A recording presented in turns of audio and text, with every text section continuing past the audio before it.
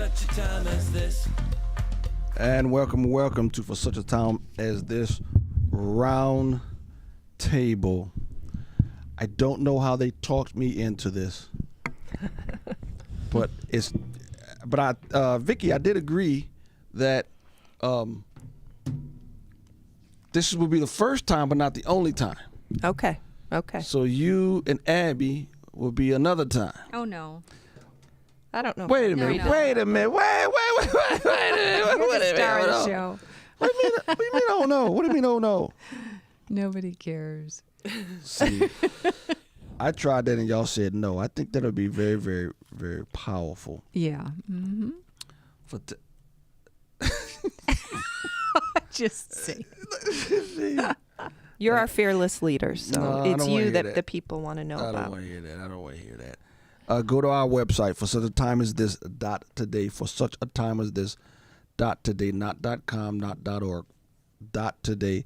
There you'll be able to keep up with our newest material, and as people continue to squeeze us off of their platforms, you would be able to find our newest material there. For such a time as this .today. Okay, take it away. All right. So we're here to grill you, Pastor James. That's what we're doing tonight. So our listeners can find out more about you. Okay. Inquiring minds want to know. Mm-hmm. I think you've alluded to many times that you grew up in New Orleans. Yes, God's country. Or so he says. I see. Okay. Yes. And let's see. So tell us about your family. How many siblings do you have? I've got two sisters. Older, younger? One older, one younger. He's a middle child. Okay. I am a middle child. Yes, I am. Did you make all those faces at your mother when you were growing up? I think part of the reason your videos are What faces? popular are just watching your face. I don't know what you're The talking various about. faces you make. You're not the only one to say that, but I don't know what you're talking about. I just You know when you just shut up and you make a face? There you go.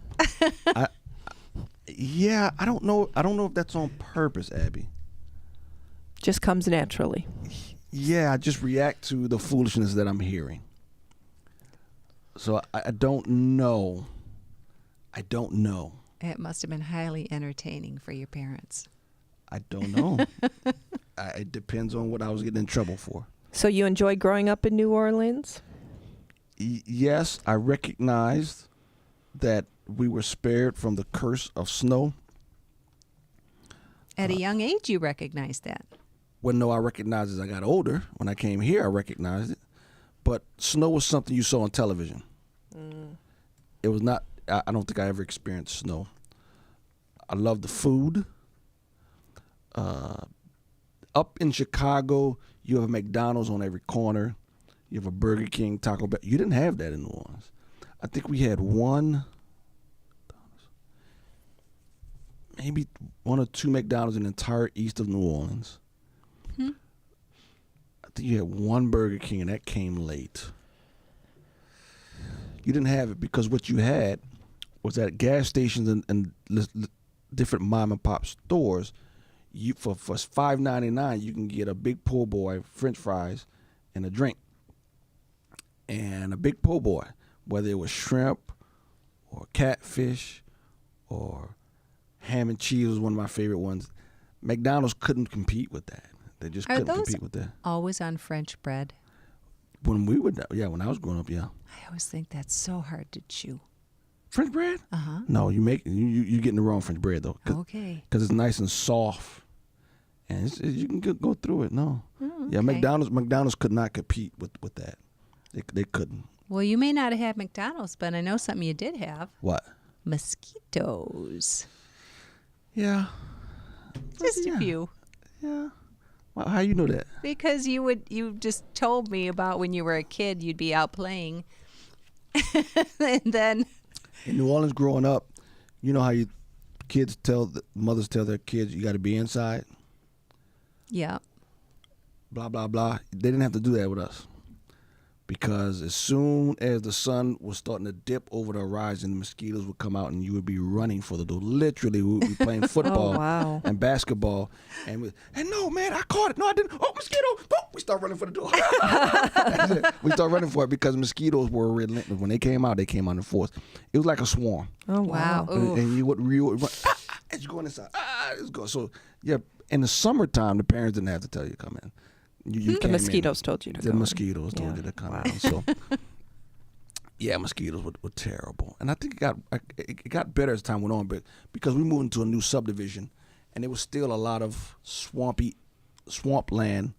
around when we first got there. But as time went on and houses expanded and Yeah. whatnot, it wasn't as bad.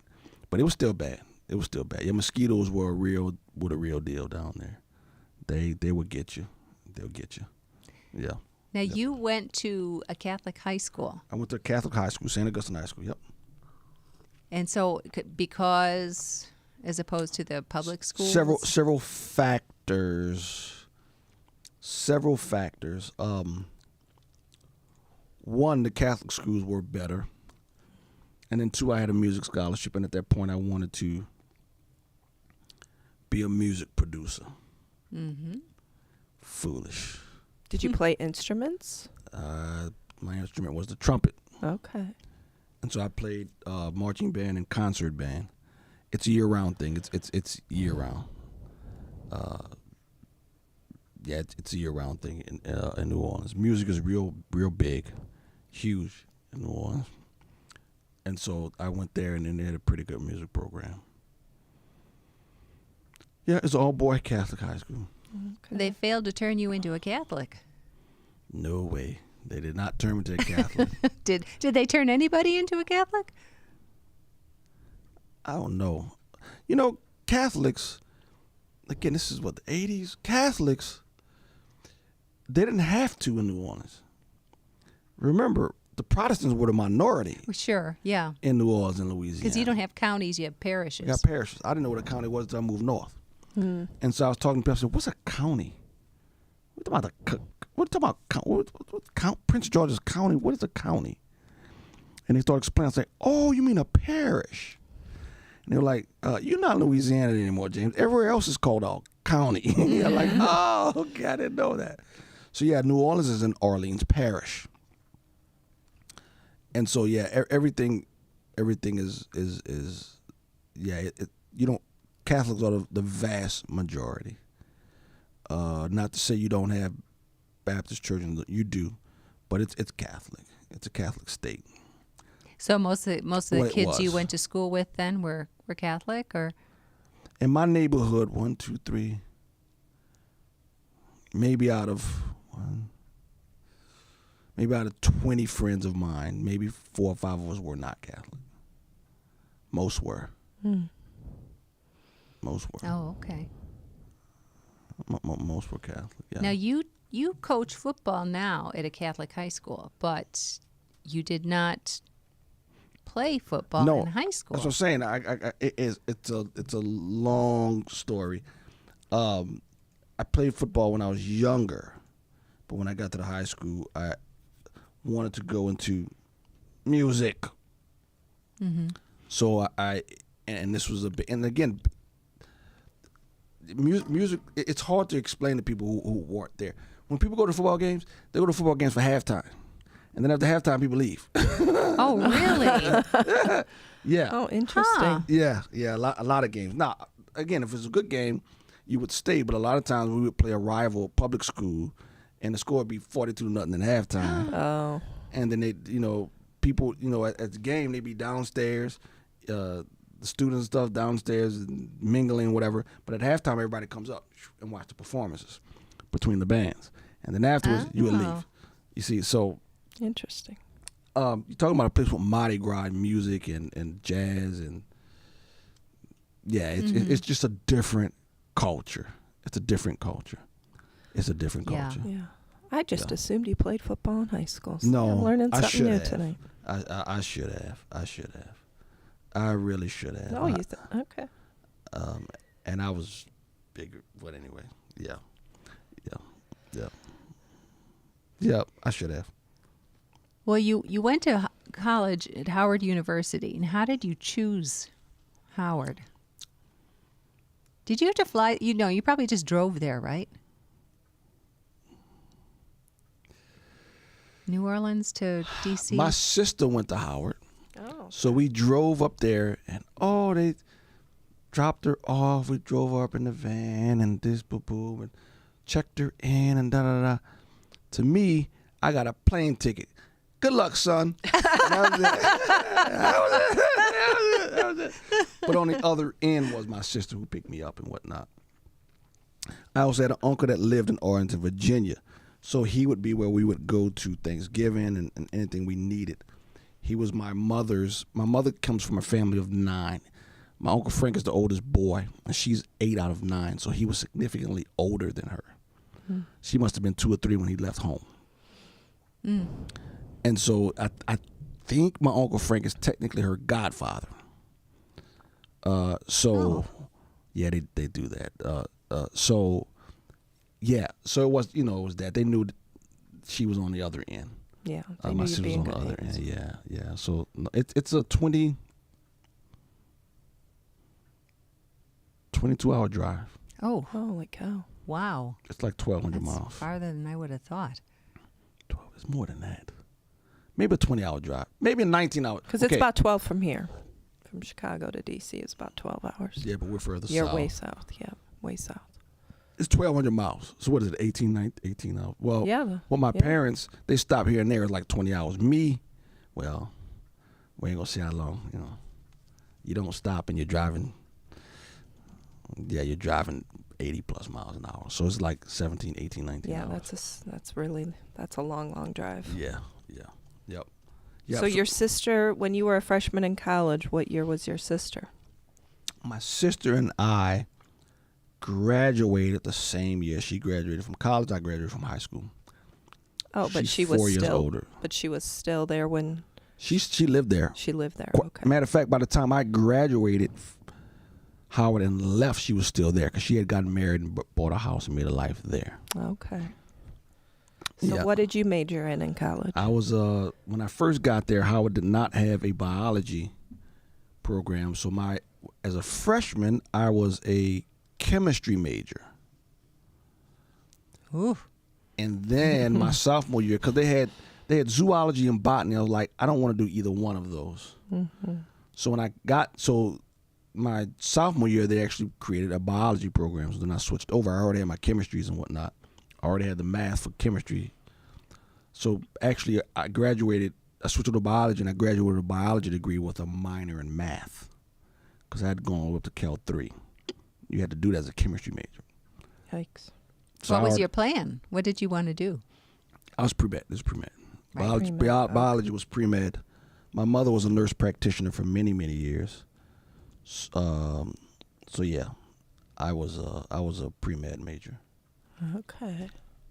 And is Howard where you met your wife? Yes, Lena? we met in Campus Crusade for Christ. What year did you meet? Were you freshman? Sophomore? No. I'm a year ahead of her. Okay. I think it was my junior year. Okay. It was my junior year. Yeah. It was my junior year. Kind of broke up at the end of my junior year. And I think we started to date again in the second semester of my senior year, right before I was leaving. Yeah, I think that's how it happened. Yep, junior year. It was junior year. Okay. I know for sure, junior year. Yep. I didn't know her my sophomore year. No. Did you guys get married right out of college? No. I did first year at Trinity here. And we got married in between my first and second year. Because she was still back in D.C. So right after Finishing Lena graduated college. Say that again? You got married after Lena finished college. She graduated in May. We got married in July. Mm-hmm. She was 21. Mm-hmm. Yeah. So in 96, she graduated college in May and got married in July. Yep. That's it. And I'd done my first year at Trinity by then. So Yep. tell us, what did you do right after college? So you had originally been a pre-med major Yep. in college, and then what happened right and after then I college? said, and then at my junior year, I was like, no, I can't. I had lost all drive. To be honest with you, I was probably going to pre-med for all the wrong reasons. So by the time I started to grow in my faith, I was like, maybe I'll get a PhD in biology, become what Ken Ham is. Because you had a lot of guys back then, creation. I think this is when Ken Ham was starting all this stuff. Creation Museum, and it was CRT, was Christian Research, CRI, Christian Research Institute. I forget, something like that. And so I said, you know what? Maybe I just have to get a PhD and go into that. But the more and more I started going, I don't know if I like science anymore. And then I took my first semester, my senior year, I took a philosophy class. And by that time, I'm reading the Bible more than I'm studying, which wasn't a good thing for my GPA. And I was like, so I took a philosophy class. At Howard. Yeah, you got to take senior philosophy, at least back then. Oh, okay. In the liberal arts. I don't know why it was called liberal arts. We used to make fun of back then, again, you're talking about 90s, we used to make fun of the social sciences, like sociology and psychology, and we're like, why is that science? Right. You guys talk about googly gop. That's not science. That's foolishness. Social science, that's an oxymoron. So we used to play that. We used to razz those guys all the time, because down in the valley at Howard was where you had the biology department, the chemistry department, the physics department, and the engineering. Those were the true sciences. That stuff up there. I would agree. So we used to make fun of these guys. So I took philosophy. And by that time, I think I've shared this with people. What I did was I simply took the Bible and put it in my own words and put it in my philosophy papers. And the philosophy teacher was like, this is great. This is the best philosophy I've ever seen from any student. Oh, my goodness. He was reading Jesus and the Apostles. He didn't know it. Oh, this is great. You need to be a philosophy student. Go switch. Did you fill him in? No, I never told him. Why would I? He knew I was a Christian, though, because I always take stuff, and so we all talk about Christianity all the time. So, this is wonderful. So I said, yeah, that's a good idea. So I went back. I went to my advisor, and I said, I want to switch to philosophy. He said, great. You'll be an extra year. So I went back to the philosophy and said, yeah, that's not going to work, prof. I can't switch to no philosophy. I'm going to graduate with a biology degree. But he loved it. He actually wrote me a recommendation for graduate school. But he was simply reading the New Testament, didn't even realize it. And it was the greatest philosophy he had ever read. He said, because I tell people for the first time in my life, I was getting my whys answered. Why this, why that? I was always a difficult student because I would ask the teachers, why? And a lot of them didn't like that. You still asking people that? Yeah, I still ask them. My thing is, why? 2 + 2 is 4. Why is it 4? Prove to me that it's 4. Okay, you got me. I believe you. 2 + 2 is 4. It makes sense, but I just simply asked why. Right. And they did not like that. And because of that, I'll be honest with you, to this day, looking back on it, and I knew it back then, they marked me down because they didn't like me. And I remember back then we had a gifted course. And so it was weighted. And I remember it was between me and this other guy. When you graduate, it's called like valedictorian, but it's called like king and queen or whatever, the court or whatever. And it was between me and this other guy. But when the things actually came in, they actually put 2 other guys ahead of me. So I was like the third Duke, which my sister razzed me for years because she was the queen of her grade. Well, this was in high school? This was in grammar school, Abby. Oh. Grammar school. Okay. And there was no way, once you weighed the grade, that those 2 kids should have been ahead of me because they weren't even in the honors classes. But you know where they got marked down on it? I would get all A's that I got, but I got all C's in behavior. And that's how they marked me down. Oh, my goodness. I got C's. I got C's. And I remember the principal was like, well, you can't do that. And I remember the teacher, I remember her name. She's probably dead by now. But I remember her name. When the principal says, you can't do that. But and she's grumbling as she's changing my grade with her hand. And because of that, I learned to hate English and love math. I hated those types of things because 2 plus 2 was 4, and you had to give me the grade whether you liked me or not. But the subjective things, I would turn in a story and it's like, your story is blah, blah, blah, blah. I said, what's wrong with it? Is the grammar wrong? No. Is this wrong? Is that wrong? No.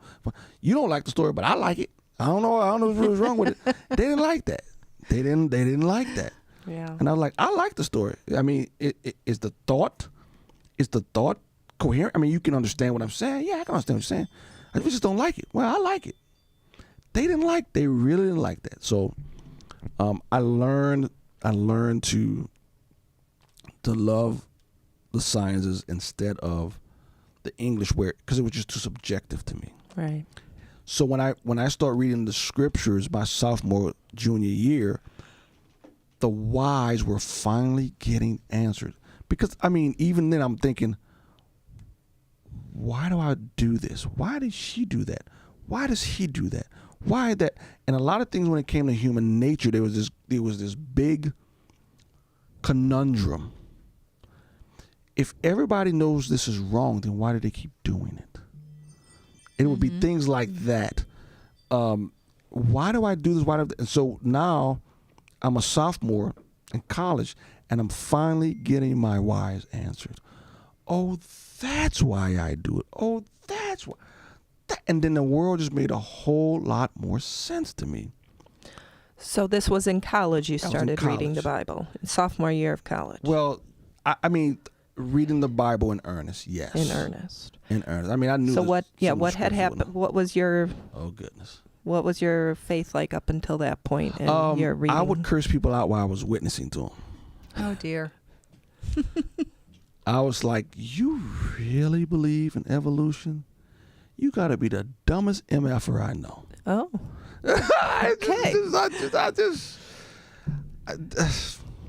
Christianity was something you believed on Sunday and you intellectually assent to.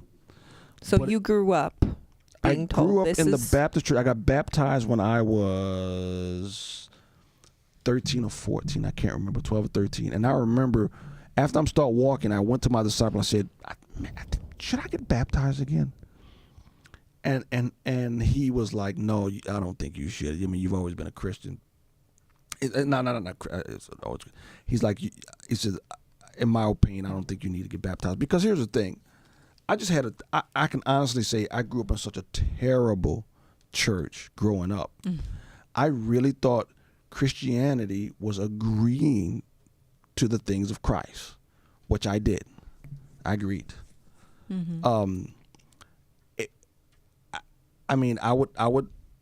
I strongly believe that I gave my priest in Catholic school fits. I remember one time, I'm in senior year in high school. It must have been the second semester. Might have been the first. At my school, you know, when a male gets 17, 18, I'm a man now, man. You put your hands on me, we fight. I mean, you know, that's totally different than a freshman.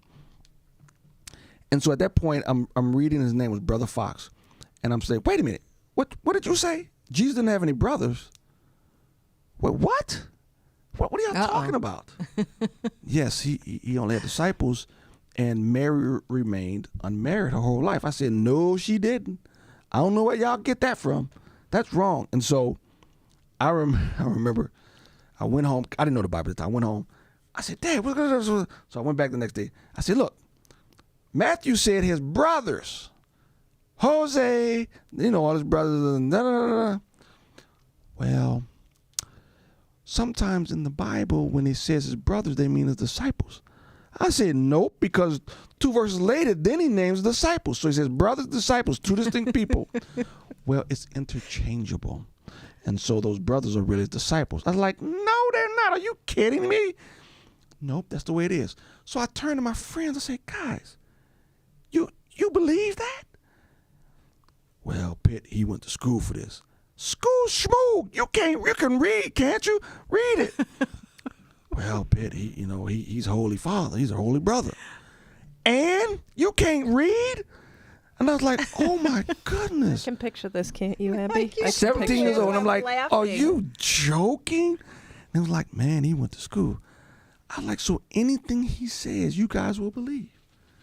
Well, they go to school, Pitt. I said, man, You don't know the Pope, but you follow him. And then I remember I shared it before. I said, for all you know, the Pope could be on drugs. Oh, my goodness. You did not. They went crazy. They went absolutely I'm nuts. sure. He said the Pope might be on drugs. Brother Fox, he said the Pope might be on drugs. Oh, but you can't say that. You can't. I'm thinking, oh my goodness, what is wrong with these people? Okay, Pope on drugs. Oh, you can't say that. You can't say that. They just went crazy. Oh my God. And for the next 2 or 3 weeks, I was like, POD. Bitch, you can't say that. Why not? He's a man. So, I always wanted the wise, and it's just, but Catholics, they for whatever reason they. So what prompted whatever. you in college to start reading the Bible in earnest? Oh yeah, Was there a pivotal moment? It was a pivotal moment. I remember for one night I actually went into my room and sat in darkness for like I lost track of time. What happened was this guy, he went by, his name was Mahdi. I didn't realize that was the title that Muslims gave their Messiah who's coming back, Mahdi. So Mahdi was actually part of what's called 5 percenters. It's a lot of theology that Farrakhan used a lot. 5 percenters, the whole thing, 85% of people are ignorant. 10% of the people know, but they don't tell. Only 5% actually do it. And you had a lot of rappers back then. Well, his name was Mahdi, and he thought he was God because the black man of Asia is the original man, and he's God. It's a crazy theology. Black man of Asia is God. That's why Farrakhan says, black people are God and the white people are the devil. He's since backed off of that since he's hit more mainstream. But remember, that's how he was. That's what Malcolm X was. That's what Elijah Muhammad taught. It was 5 percenters. Malcolm X thought he was God. He ascribed to the teachings of Elijah Muhammad. At the end, he switched and he left the Nation of Islam. And he said, I renounce those teachings. And that's when they killed him. But anyway, we were in the hallway of my dorm, my sophomore year, second semester of my sophomore year. And I went up to Mahdi. And at that time, I'm 19. I'm lifting weights. I'm 6 feet tall. I don't care. I'm a brawler. So I go by and I say, Mahdi, what did you get on the organic chemistry test? 5%. He thinks that black man age. I got a B+. I said, you got a B+. Isn't that something? God could only get a B on a chemistry test. You got to be the dumbest MF I know. Oh my gosh. And he turns to me and he says, at least I practice what I preach. You call yourself a Christian, everybody knows you don't live like a Christian. Now go back to your room. And at that time, I'm ready to fight. I literally felt a knife insert here in the top of my shoulder and go cut me across my chest down to my abdomen. I felt something. And I said, shut up. And I turned around and I winced. But I couldn't let him see it. And I kind of meandered back to my room. And I sat down in darkness and I looked at the wall. And at that time, even at this time, I'm processing, because even back then I'm processing. Why do I feel the way I feel? Why this? Why that? Why that? I remember back in 16, 17, and I remember we were going to a game or something, and someone down in Louisiana used the N-word as we were going. Now all my classmates were like, stop the bus, we're going to teach him something, blah, blah, blah, blah. And I'm looking at them and I'm thinking, the man used a word. I don't care if it's the N-word. And we're going crazy, like, that's too much power. I don't think I ever want to give too much man that much power. It's a word. Now he put his hands on me, that's a different thing. But it's a word. And I said, I don't ever want to be a dog where someone says something and I react all angry. So literally at that moment, I'm 16, 17 now, at that moment, like, yeah, I choose not to let that word have so much power over me anymore. So other people get up and say, you come to me, I'm like, I don't care. That's the way I think. Yeah. But when I got down and I sat in that room and in total darkness, I was waiting for the pain to stop. And so this is me, I'm analyzing. Why does this hurt so bad? And then I recognize, this man looked me in my eye, called me a hypocrite, and he was right. That's why it hurts so bad. And so then I'm thinking, like, I call myself a Christian, but my actions aren't consistent with what I'm proclaiming. This got to stop. Wow. And at that moment, I said, God, I've always this and that, boom, boom. I says, I am going to. I'm 99.9% sure, but I'm going to get to 100%. And I'm going to get to 100%. And if I get to 100%, you got me. And that shortly after that, I saw, he who has my commandments and keeps them, he is the one who loves me. You get to 100%. I didn't understand that. 100% in being convinced that he is who he says he is. Oh, okay. Because you were at what? 99.9. You were at 99. Again, I was ready to fight if you say that Christ was, you know what I'm saying? Mm-hmm. That next day, I understood that, and I took all that music and I threw it in the garbage can because I had the gangster rap music, to listen to all that stuff. So what got you to 100 from 99.9? I saw that in order for him, he who has my commandments, John 14:21. Okay. I don't know whether it was then or it was shortly after that. He who has my commandments and keeps them, he is the one who loves me. He who loves me shall love my Father. I shall love him and manifest myself to him. And I remember I dropped the Bible at that time. Like, whoa! He just threw down the gauntlet. This was 2,000 years ago, and he says, if you keep my commandments, you don't have to trust the pastor, the priest, your mother, or your father. I will come and show myself to you. I said, now either he's God or he's a fraud. I said, so in order to get to 100%, I got to live it Monday through Sunday. So I threw all my gangster rap music away, and I told different people in my life that if you hinder me from walking with Christ, you're out of my life. And all that happened within the next few days. That was proactive. Yeah, it was. Because I tell people this, I'm an emotional coward. I don't like hurting. And I'm going to do whatever it takes to not hurt emotionally. When he cut me like that, I say, I got to fix the way that never happens again. Because I always prided myself on words. Words don't hurt me. Like I said, 16, 17, someone throws the N-word away, and I see everybody goes, no, that ain't going to work. I choose not to give people that much power over me. When he did that, that was something that was foreign to me. Because words, I prided myself, words don't hurt me. Right. That hurt. I got to figure out, I can't let that happen ever again. That is not something I wanted to repeat. And so and the long and short of it is, within the next few months, and I challenged him in ways that may seem trivial or strange, but he met me where I was, and that was it. I mean, that was it. That was it. And so then I changed a lot of friendships. I changed a lot of habits, and that's when things changed. The second semester of my sophomore year. Wow. Second semester, sophomore year. And the first thing was the tongue. I had to control the tongue. The tongue, yeah. The tongue. I didn't witness with four-letter words anymore. Oh,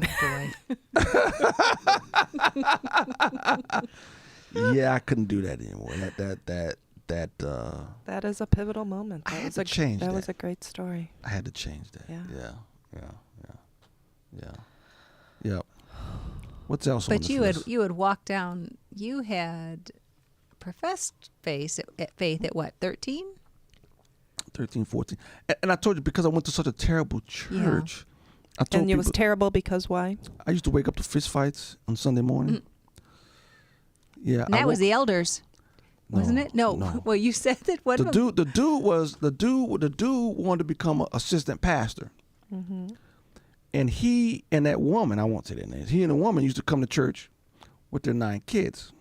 I was young. Maybe it wasn't 9. Maybe it was 4 or 5. they used to come to church every week with their kids, and they were married. The problem was they weren't married to each other, Oops. and they had all those kids. And so my uncle said, I don't think it's right for a man like that to be a pastor when he's got 5 kids to the woman he's shacking up with and they ain't married. And he said something about my uncle. My cousin at the time said, don't talk about my dad, and start swinging at the dude on Sunday morning. And the fight spilled into the back. And it was a mess. And I'm thinking, ooh, I kind of fell asleep. And I woke up. I'm like, ooh, I missed the action. And then later on, it was told the dude came out, and the dude said, hey, so they after church, they said, we're going to have a meeting. The deacon's going to have a meeting. And we're going to vote whether or not to kick him out. And so he's listening to the deacons talking. We're going to meet on Wednesday or whatever. And the dude says, y'all meet on Wednesday.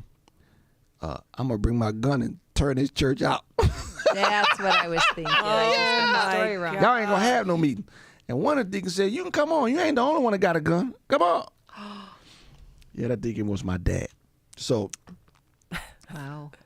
that's the church I grew up in. And they had other stuff that was just crazy. Yeah. So my thinking was, well, as long as you agree, Right. Intellectually. yeah, Christ died on the cross for your sins. But it wasn't a heart change. You know what? And So- that's what was confusing, Vicki. It was a heart change. I had never seen genuine Christianity until I went to college. And, well, I'm not going to say that. It's intimately. Mm-hmm. So I go to college my freshman year, and these guys are actually talking about, hey, man, you should be blah, blah, blah, blah. I'm thinking, oh, wait a minute, man. Y'all might be taking this Christianity thing a little too far, right? I mean, I agree. I'm a Christian. Da, da, da, da. Yeah. You know, and then I remember my sophomore year, out of 130 rooms, I just happened to be right next door to the one dude who was a genuine Christian. Oh. And he used to talk to me all the time. And he was very instrumental in me changing. We're friends to this day. I think I spoke to him last year sometime or whatever. But yeah, that yeah. So to be honest with you, I don't. So when confronted, front and center with it, I had to admit, yeah. And they say, yeah, I'm wrong, but you shouldn't be so stupid. That's why I use 4-letter words. Yeah. So, but I'd never seen genuine Christianity until I got involved in this group here. So. And was that your crew group? Well, it was camp. Yeah, it was Campus Campus Crusade. And then I later got a guy who was a navigator, and he discipled me my junior and senior year. And that's when I said, Cedric, should I get baptized again? He said, no, I don't think he does. Okay, that's fine. That's Yeah. fine. So yeah. So somewhere along the way, you decided not to be a doctor. That was my senior year. Like I said, with the philosophy guy, because at that point, I don't want to go. So you said you had done pre-med for all the wrong reasons. What did you mean by that? Money. Money. Mm-hmm. That's it. Yeah. So you decided no pre-med, no philosophy. You graduated with A biology degree. biology degree and a minor in math, you said? A minor in chemistry and math. Chemistry and math. Wow. Mhm. I was debating whether or not to do it, and I said, okay, you know what? I might as well just go to seminary. Because at that point, I did a lot of stuff, and I'm like, what do I want to do for the rest of my life? And I had come to the point to where, you know what? I mean, I say money, but I mean, you have to be willing to actually, to be a physician, I guess, to deal with the tough issues when it comes to health. And so the way I rationalized it was, I had discovered a disease far worse than cancer, and that was sin. Right? So let me go to seminary. And here's my thing. Again, I'm the why guy, right? Why? I hate talking about something and I don't know what I'm talking about. I can't do that.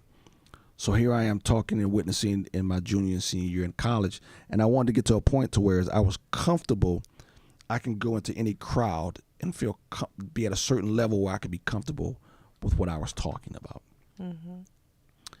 So I said, if I'm going to do this, I need to go to seminary. And the two seminaries at the time was Dallas Theological Seminary and Trinity Evangelical Divinity School here in Deerfield.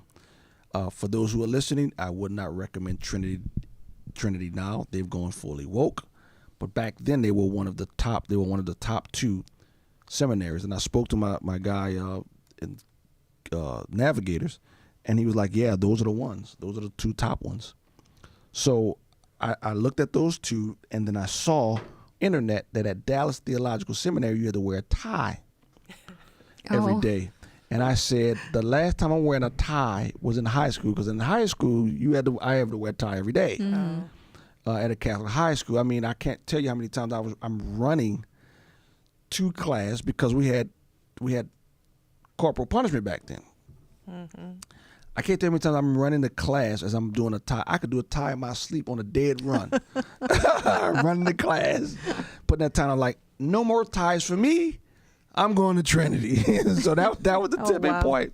And so I actually went to Trinity because I want to know what I'm talking about. And I can tell you, my first semester, my first few weeks at Trinity was a culture shock. A lot of these guys were coming from Bible colleges, Moody, Cedarville, all these guys, right? I'm coming from a secular university, and I'm telling you, they're using Christian words and Christian lingo that they're just taking for granted. I came from a secular university. I didn't know all this, the terminology. I'm swimming. They're using epistemology and soteriology and all these things. I'm thinking, what the heck are these? It's like they were talking a different language. Yeah. Yeah. But these guys were coming from the Bible college. I was coming from secular college. I didn't know what the heck they were talking about. Now I caught on after a semester, learned what the words were. And there was no Google back then. And you didn't have a cell phone. You Google. couldn't Exactly. There was no cell phone. There was no Google. Yeah. There's no translator or anything. I'm sitting up there and I think, what are they saying? So it took me time. But I remember I came here and that's why I got the Trinity. And it was a good education. I learned a lot. I learned an awful lot. And also Trinity did not hone in on one. Dallas would only give you the perspective of, I think, their dispensation. Trinity said that they would give all the plethora within Christendom and let you make your own decisions. So that was another one too. Mm-hmm. So I go to Trinity and I start my graduate work. So how long was that program? How many years? 3 years. 3 years. And you got married between your first and second year? Yeah. So it's 3 years if you go straight. Mm-hmm. It's 4 years because, see, I didn't have the Greek and Hebrew, so I didn't have the Greek. I didn't have any of the languages, so I had to do I was about to say remedial. Again, a lot of these guys were coming from Bible college, which they had Greek in undergrad and all those languages. I didn't have that. Mm-hmm. So it actually took me, if I went straight, 4 years. But after the 3rd year, at the beginning of my 3rd year, it turns up. Lena I don't know how it happened, but Lena came up pregnant. So after the 3rd year, I nickel and dime my way. Most of the languages were done. I forgot it's my 3rd year. And so, yeah, after my 3rd year, I had a few more classes left. No, I had some Hebrew classes left after my 3rd year. I had my Hebrew exegesis and some other stuff. But most of it was done after 3 years. And after that point, that was in 96, 97. Then I started working full time once Lena was married. James was born in 98, and so I started working full time then. Where were you working? I started working at the hospital shortly after that, but I was working at a group home up in Lakeside Villa called Allendale. Oh, yeah. Mm-hmm. Okay. Yeah. I want to go back for a minute. Yeah. So you were also challenged in seminary. So tell everybody about that, because I think that's such a great story. Be more specific. About paying, how to pay for it, how to and pay borrowing for it. money and Borrow money. Okay, so I have not spoken to Paul since 96. And Paul, so my first year there, a lot of people graduate from seminary with $100,000 in debt. Mm-hmm. I mean, lots and lots of money. So Paul said, James, are you gonna you trust the Lord? And I said, yeah, I trust the Lord. He said, then why are you taking out loans? I said, I'm trusting him to pay it back. No. Oh, no man but to love him. I was like, shut up, Paul. Wait, who's Paul? It was Paul was he stayed in the dorms with me. Okay. He was a student. Oh, okay. Paul, back in '96 at Trinity. Okay. Yeah, I assumed it. Paul was a student that went Okay. to school together. So I said, "Oh, shut up, Paul." But again, I knew he was right, and his voice would not go away in the back of my mind. And to make a long story short, I said, "Hey," and just in my prayer time, I said, "I know he's right. If I continue to take out loans and I'm going to go and teach this Bible, how can I say I believe it if I'm going to continue to take out loans when I know he's right?" I said, it's almost defeating the purpose. Doesn't make sense to me. So, long and short of it is, I didn't take out any loans from that point, and the Lord challenged me. And I remember toward the end, I think, Abby, this is what you're talking about. I remember the last week, it was Friday. They said if your money wasn't here, then you would have to drop out. They're asking you like every day. Every weren't day they? they're like, whose name did I not call? No, I'm not on the list because the money's not paid. So every day I raise my hand, and they said, "What's going on? The money coming?" "Yeah, it's coming." I didn't know where it was coming from, right? And I remember that week. So Monday I went to class and whatnot. I said, if the money doesn't come, I'm done. And they were sending me notices. "Well, your loans are here. Come sign it. Come sign it." Oh, it's tempting, right? Because I tried, Lord. You didn't come through, so I got to take out the loans. So I remember that Wednesday. It was a Wednesday, and I said, I remember saying to myself, if I sink, then I sink. But I will not do something I know is wrong and take out the loans and not trust them. So at that point, I had made up. You know what? I'll withdraw from school, and then I said, "Lord, if you want me to go to school later on, then I'll go to school later on." So I remember that Wednesday. I said, and that's the saying I have: if I sink, then I sink. But I'll sink trusting you, and I'm done. That was Wednesday night. Thursday, we went on a job interview, me and my wife, and the guy said, "I like you guys. You know what? You want a free apartment?" I said, "A free what?" Because at that time, I remember exactly how much I was paying. In 1996, we were paying $636 a month in rent on campus at Trinity. I don't know why it was so high, but it was $636 a month. And they said, "You want a free apartment?" I said, "A free apartment? What do you mean a free apartment?" "Yeah, we make you, you can oversee these other guys staying there. It'd be a free apartment." "Free apartment?" So then, remember, I'm a math minor. $636. "Yeah, we'll take it." And so we left the interview. I went to the business thing, and I said, "Look, I just got a new job, free apartment. Instead of the $600 I would pay you guys in rent, I'll put it towards my tuition. Will you accept that?" They said, "Yeah, we'll do that." I said, "Okay, good." Then I registered, and I signed the stuff right there, and I started paying $600. So that made it through that year, and from there, I got 2 large scholarships that I never applied for. Wow. And that's how I paid. I paid for the rest of the seminary. I never paid a dime anymore. But it did teach me, just like Abraham, we have a discipleship ministry here, Genesis 22. The Lord comes through after obedience. And when I made up my mind, then I'm not, if I sink, then I sink. But I will not go against my conscience and take out any more loans. That was Wednesday, and then he came through on Thursday. And I never paid another dime in tuition back in Trinity. A lot of the guys I graduated with $60,000, $70,000, $80,000 in debt. Because as much as they gave you, you can't work. You can't work. It is too much work. You can't have a job unless it's a security job and you're reading, at night, something like that. So, yeah. I think that's just such a great story. Yeah. I love that. Wow. Yeah. So, you We got started 10 working minutes. at a psych ward. Yes. That's got several good stories too that we probably won't get to, but That's 10 minutes slow. Just to let you know. I That knew clock it is wasn't wrong. right. Oh, but okay, yeah, it's It's, 9. it's 10 minutes 9:20. slow. So I working at Allendale, and then a friend of ours at the time said, "Hey, you need to go work at the hospital, St. Teresa at the time." I said, "I ain't working with those crazy people, those nuts. I'm not doing that." And this was '96. "Well, they pay over $20 an hour." I said, "Where'd I sign up?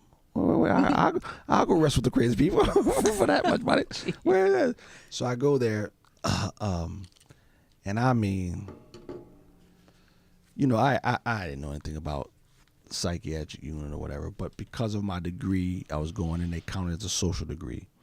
And then my working at the Allendale, I got hired at on the youth psychiatric ward.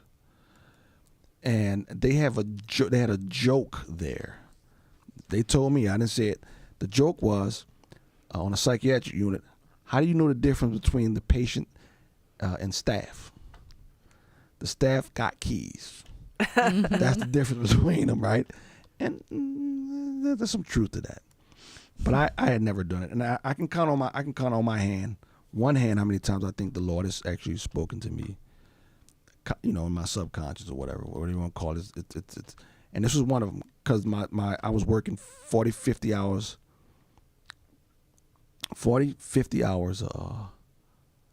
a week.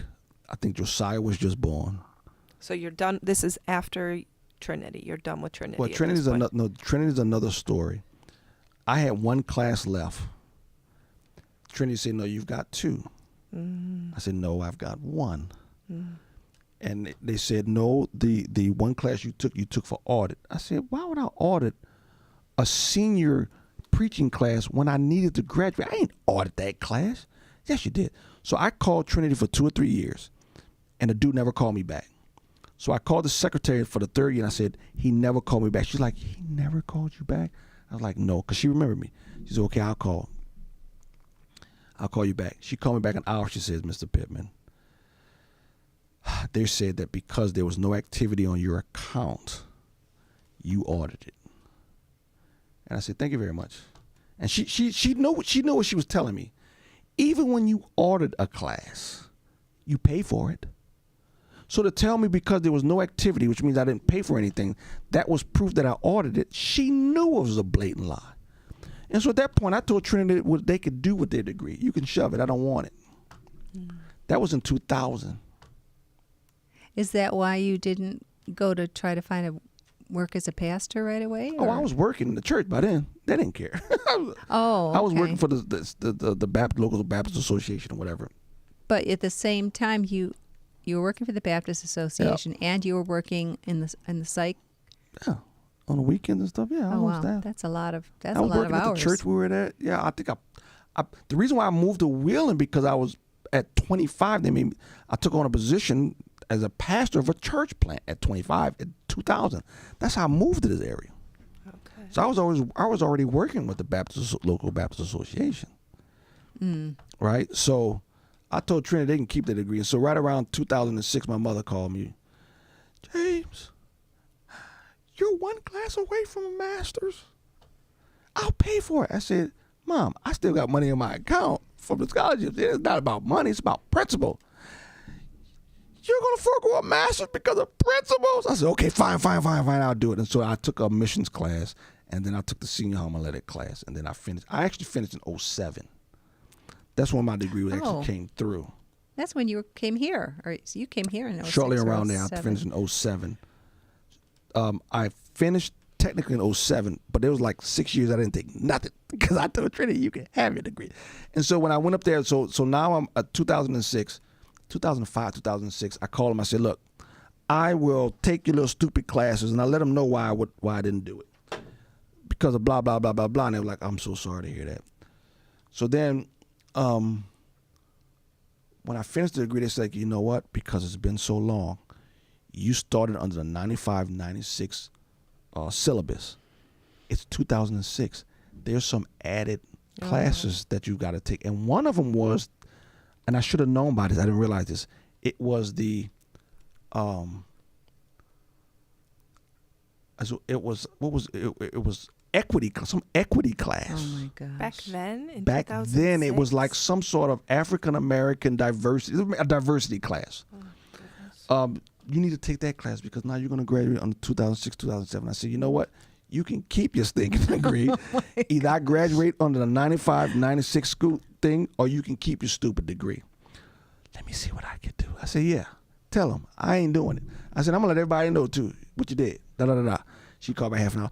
okay, we'll let you graduate on the 95, 96 school. Thank you very much. And so I graduated on the 95, 96 Wow. syllabus, even though I finished in 2007. Because it would have been a PR nightmare for these guys. Right. Right. If everything would have come out or whatever. So, but anyway. All right. Let's do a lightning round because we're Yep, out of time. lightning So round. you did. So just take us through. So that was 2006, 2000. So you, just do like. So so 2000, I was a church plant. A friend of mine started it. I tried to take over, tried to save it. That didn't happen. At that time, I didn't want to be a pastor. I wanted to work for the denomination. So I sat on some boards, state boards. I worked in local associations.